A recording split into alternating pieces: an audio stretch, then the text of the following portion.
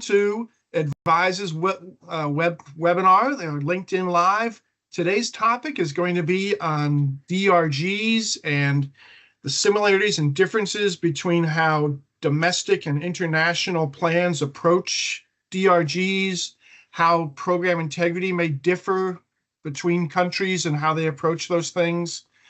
Also, we will be talking about some solutions, some things that have changed, some things that have improved, and how to approach DRGs and to understand them better and to bring more program integrity into the equation. And we have a great group that's going to be talking about these things today. We have Sophia Jin and Peter Reichen. Peter comes to us with an incredible international background working with Geo Blue and in several capacities there. And Sophia, who runs her own business, and I'm gonna let them introduce themselves, but has a focus on international plans and program integrity. So I'm gonna let them introduce themselves. Start with Sophia. Hi, everyone. This is Sophia Jin. I am the founder and CEO of Sato Health International. Our mission is to help our clients curb medical cost inflation and find the best cost containment strategy for their organization. Really delighted to be here today to discuss with my colleagues, Matt and Peter, about the opportunities and the trends that we're seeing with DRG payments around the world. I'm Peter Reichen, and I have, as Matt said, the device background. I previously worked for Florida Blue, Geo Blue, and also several other smaller plans. I have a lot of experience in the DRG space, and I'm glad to be here participating in this discussion. Thank you all. And I'm Matt Kochansky. I'm a senior advisor here with Advise Health. Prior to that, I spent 17 years with the HHS OIG as an investigator and program director. And then I was at the Medicare UPIC contractor for 7 years. So I had a pretty extensive history in healthcare fraud. And I'm trying to bring that to the table here to talk about a very complex and somewhat a subject that not a lot of people like to talk about, which is DRGs and the complexities involved in trying to understand them and make sure that what's being billed is what actually was being provided, and ensuring that hospitals and other entities are actually paying or being paid according to what their patients actually what services they had and what conditions they were suffering from. So Peter, I'll turn it to you. Peter's going to be our moderator today. He's going to try and guide the discussion a little bit, and I'll turn it over to Peter. Thank you, Matt. So Sophia, my first question to you would be, explain to the audience what the DRG reimbursement is intended to do and what some of the key industry findings are with DRG. Thank you for that question. So, as Matt mentioned, DRG is a topic. A lot of times it feels like it's an industry term, but if you look at it from a broader perspective, it's really trying to establish a predictable reimbursement or payment model for the healthcare industry. So in terms of length of stay, in terms of the type of severity that a certain case, when it's grouped, what it's supposed to pay. It's supposed to bring standardization into like-for-like conditions when people are seeking care. And I think a lot of times this is the trend that the industry is going towards because fee-for-service and medical cost inflation is not sustainable. So you'll see that countries across the world are adopting different forms of DRG reimbursement models, really trying to curb that unpredictable of medical cost inflation. Well, thank you. Also, since we're talking about international private medical insurance plans and how they deal with the DRG, describe to us the current state of the DRG. What is the same and what is different, both in the prevalence and the approach for international private medical insurance plans? So if I can summarize it, I think what is the same is that everyone is talking about it and many countries are implementing it, right? And so it's all about an inclusive rate that covers from the time of admission to the time of discharge of what the insurance company would pay for the medical provider. Now, while the concept is the same, the way that it gets implemented is quite different. Some are taking kind of a DRG-like approach where they're carving out certain inpatient services, certain specialties. It could be due to lack of data or lack of the number of procedures that are done in that specific facility. But I think people are implementing in forms of bundle payment. They're implementing in terms of a case rate for specific conditions, or even a per diem, a predictable per diem charge for hospital stay. And I think, what's really interesting is, especially when the topic of addressing payment integrity and DRG integrity, what's the same is that regardless of the maturity of the market, so in the US, more mature, Western Europe, very mature markets compared to, many rest of the world, we are seeing the abuse of, I shouldn't say abuse, there is potential abuse, fraud, and upcoding of DRG payments across the board. So I think it's very interesting to see that, when you have a certain financial and structural incentive kind of natural built in place, people will have, the bad actors will have similar behaviors. So I think from the propensity for a potential fraud, waste, and abuse, that is across the board. What's different, I think it's the form that it could take. Some are more obvious. Some are very, very sophisticated. So it really takes understanding of the local market and the right capability of the coders and the audit programs to really spot the opportunities. And I can add to that and just say, in the US, from a law enforcement point of view, these types of cases for many years were avoided because of the complexities. With Medicare, it's not only a prospective payment system with DRGs and all of what goes into calculating all of that. At the end of the year, those hospitals are also submitting cost reports that have to be understood, where what they generated in revenue throughout the year by submission of these claims is then put against the cost reports, so that there's at the end, an audit is done and the hospital will come out with, we owe Medicare X, or Medicare owes us X because our costs exceeded what we were paid, whatever it may be. And the complexities of those documents, scared away prosecutors and investigators that would rather just do the simple fee-for-service claims and go after the small dollars rather than the huge dollars that are involved in these types of entities. Yeah. And Matt, oh, sorry, if I can just chime in real quick to piggyback on what Matt said. I think having these additional documentation or requirements for such documentation is what I think is missing in the international, especially with the IPMI plans, where these documents are not required for payment. These type of very detailed audits are not part of the contractual arrangements between an insurance company and the provider groups.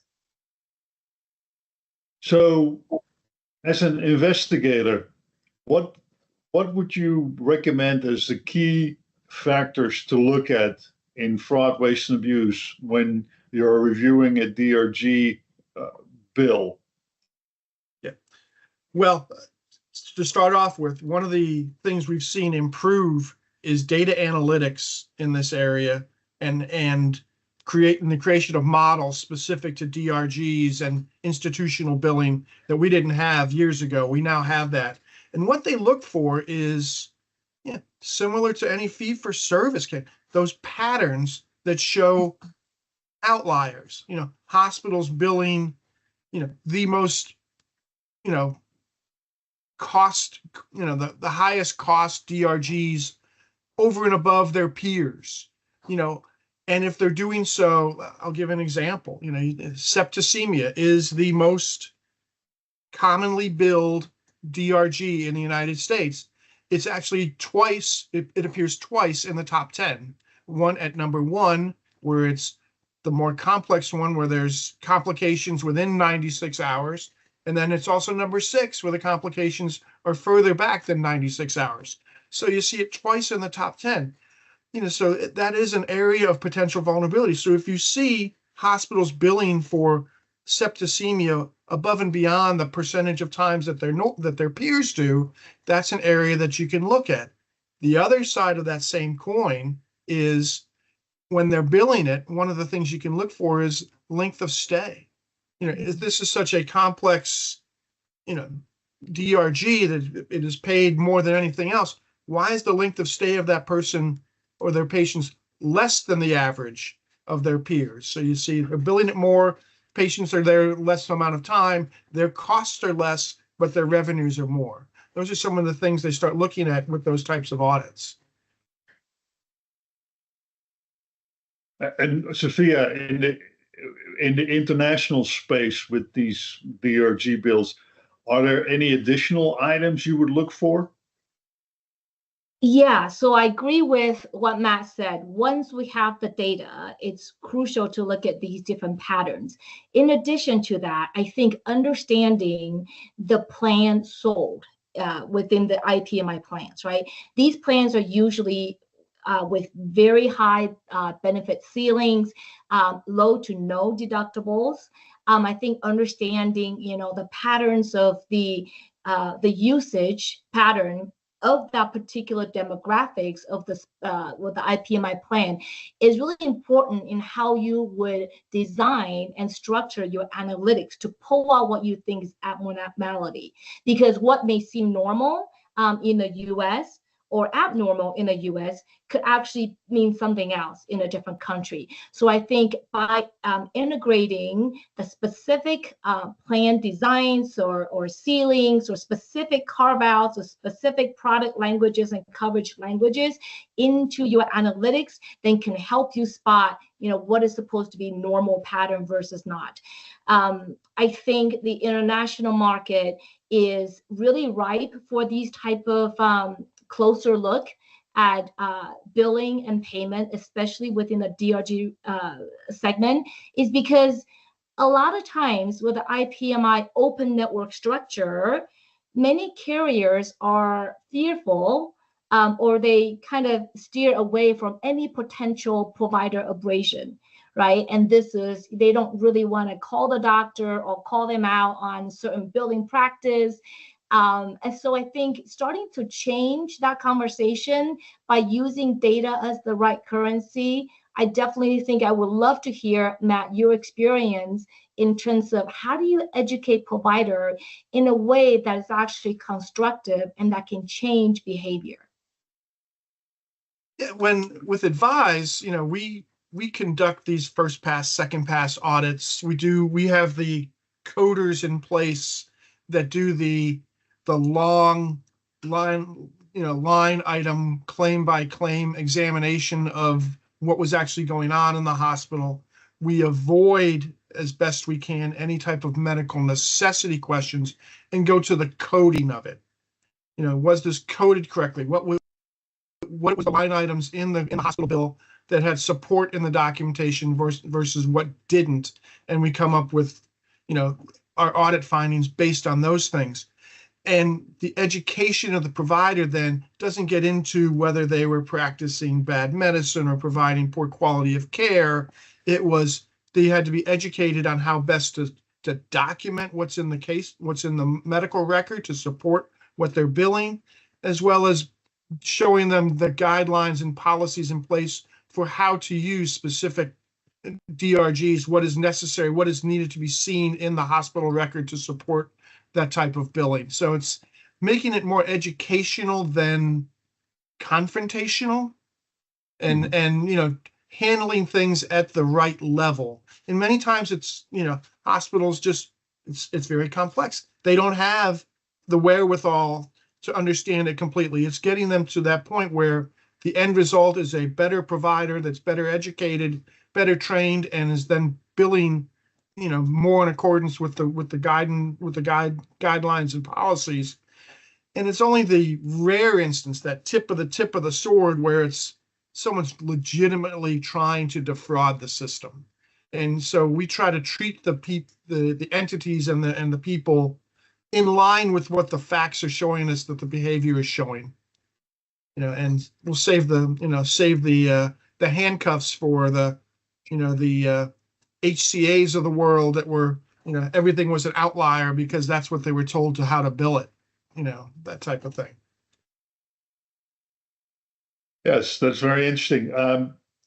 In that light, I would like to also see if any of you have any more practical solutions, including, the what, why, how of the DRG and how to improve some of the basic understandings and effectiveness of the DRG system, especially related to the fraud, waste, and abuse.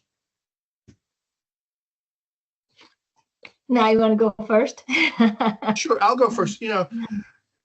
Similar to any type of, Part B provider, in Medicare or, professional services, a compliance plan with compliance experts in-house, entities need that as well. They need a compliance plan. They need to have quality assurance in to make sure that the billings, give them a first pass internally to make sure that they are passing muster, that and it could be, internal or external compliance agency that comes in to do that, whether it's the hospital hires their own or goes out to a vendor to hire it. The plans can also do the same thing. They can hire experts. Advise has done that on occasion to do these types of DRG audits, to go in and do a first or a second pass at these DRGs to make sure that the plans and, hospitals and nursing homes and things are billing things correctly and correcting the errors as you find them. And that's the most important thing, is upfront QA and compliance on the provider's part, and then the plan following up on that either internally or again through vendors like Advise. Those are great points. I would add, I think definitely having a robust strategy when it comes to kind of the claims journey, right? Because we all know that once the payment has been paid, it is very difficult to recover. So I think, having a really robust and clear handoff process of the claims journey. When the claims comes through, how do you set the red flags, right? And, how do you set the threshold from a prepay audit type of payment integrity is really important. Do you have the right team? As Matt said, do you have the right experts that has looked at these type of claims before? I would also add to segment the type of claims. You can segment claims either by a certain dollar threshold, monetary financial threshold. When it hits a certain dollar amount, this must get kicked out to so-and-so for additional review. Or you could be, different threshold for different countries, for different type of conditions under the DRG model. I think it's really important to understand your contracts. I really have to bring in kind of the network and provider contract into this conversation, because, we are supposed to pay or reimburse according to what's agreed between the plan and the healthcare provider and the delivery systems. So by really understanding your contract and understanding, what are the languages or what are the guardrails you need to put in your provider contract, so it allows both parties to have space to look at suspicious claims activities and what are some of the mitigation actions that the contract allows you to do. And I think thirdly, I would say data. I believe data in US as well as many countries where there's electronic submission, where data is standardized, utilize the data fields that's presented, right? And look at how can you upgrade your data analytics?